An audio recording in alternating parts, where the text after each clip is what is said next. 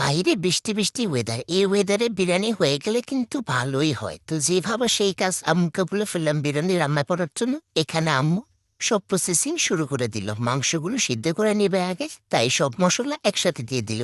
এখানে আমি দাঁড়িয়ে দাঁড়িয়ে একটু ঢং করতেছিলাম বিরিয়ানির মশলা নিয়ে। তারপর আর কি আম্মু পুরাটো প্যাকেট ঢেলে দিল আর অপেক্ষা করতে বললো আমাকে 10 মিনিট। এর মধ্যে দিয়ে চাল ধুয়ে নিচ্ছে আর আলুগুলো ভাজা করে নিচ্ছে। আমি আবার একটু বারান্দায় চলে গেলাম, দেখতে গেলাম বাহিরে কি পরিমাণ অন্ধকার। বৃষ্টি আবার আসবে মনে হয়, সকালেও বৃষ্টি হয়েছে। এর মাঝখান দিয়ে আম্মু আবার ডাক দিল আমাকে যে চালগুলো একটু দেখতে। তা আমিও গেলাম, যে চালগুলো একটু নাড়া দিয়ে দিলাম, একটু ভেসে দিলাম। ভাজা চালের উপর আম্মু একটু ঘি দিয়ে দিল, তারপর সিদ্ধ করা মাংসগুলো দিয়ে দিল। সুন্দর একটা স্মেল আসতেছিল।